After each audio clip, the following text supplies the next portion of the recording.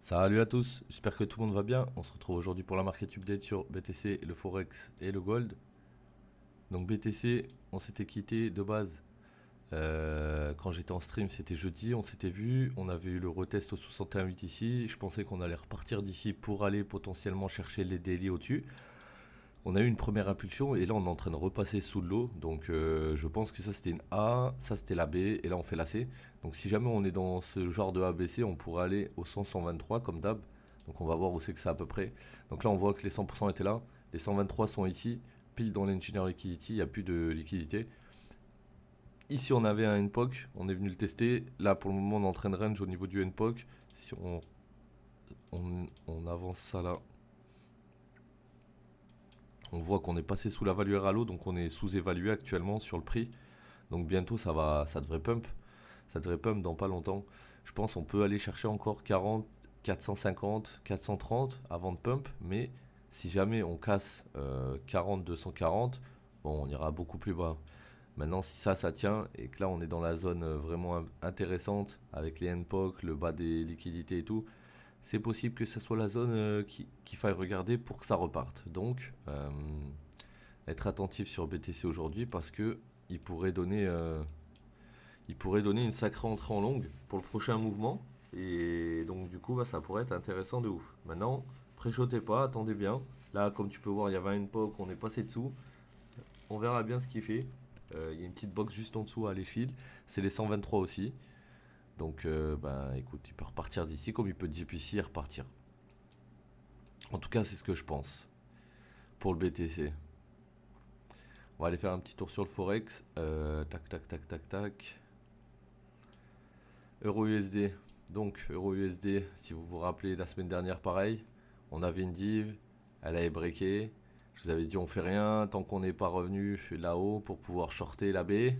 Donc là, il s'est passé une semaine complète avant qu'on puisse faire quoi que ce soit. Une deuxième semaine et paf, on est monté tout en haut. Donc là, l'entrée a été prise. Maintenant que le marché il a commencé à drop, bien comprendre que là on a un pullback valide, hein, on repasse au-dessus des highs qui ont créé le low. Donc là on a un pullback valide, quand on casse en dessous d'ici, on a une nouvelle structure qui démarre d'ici. Ok. Et à partir du moment où ce low il a été pris, on est obligé de prendre toute la leg. C'est pas juste ce morceau ou ce morceau ou ce morceau. C'est toute la leg. Dès que le low ou le high est pris, c'est toute la leg. Donc ici, c'est ma zone d'OTE. À partir des 70 T1.8, je vois qu'au 70%, j'ai de la liquidité juste au-dessus. Donc la zone des 70-80%, je pense que ça sera la zone de short pour repartir sud. GBP, alors GBP, on était baissier, enfin, on était dans une phase baissière du mouvement. On est reparti à la hausse. Quand on est reparti à la hausse, on a pris le high complet ici. Donc on prend plus juste ce low, ce high pour mettre la fibo, hein. On prend toute la leg. En fait, tu peux faire ça, mettre des fibos comme ça à l'intérieur de ta leg tant que tu prends pas le high majeur. Dès que le high majeur il est pris, tu prends toute la leg, tout le temps. Et donc là, les 68, comme tu peux voir, ils sont alignés avec le gros imbalance de cette zone et sous ses liquidités. Donc j'attendrai que le marché vienne taper un 2640 avant de potentiellement faire quoi que ce soit en longue. Maintenant, si on descend pas direct et que là on rebondit, on remonte potentiellement dans l'order flow du top ici, il y aura sûrement un short à prendre pour retourner dans cette box. Parce que même cette box d'order flow, au final, elle est dans la zone d'OTE aussi. Mais dans la zone d'OTE du top. Tu vois, 61,8, 70, 80. Donc c'est ça.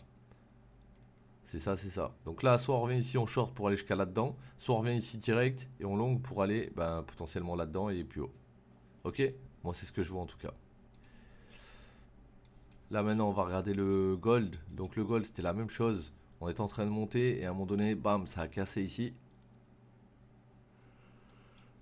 Donc maintenant, on est dans la phase où ça remonte, mais est-ce qu'on va remonter direct dans cette zone?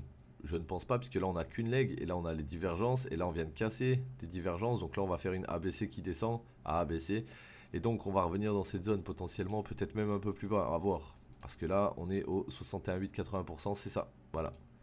Ok. Donc ma zone d'OTE qui va m'intéresser pour jouer le long jusqu'à là-haut, c'est cette zone. Maintenant si on remonte là-haut avant d'aller dans cette zone, on shortera jusqu'à cette zone, ok. Donc là, on va avoir un pullback. pas être, faut pas, voilà, on va avoir un pullback, on doit venir retester ça, tu vois, là, ici, on a cassé, on n'est jamais venu retest, donc 19,97,50, cette zone-là, très important d'avoir une alerte, quand on va revenir, il y a des chances que le marché giro shift dans l'autre sens.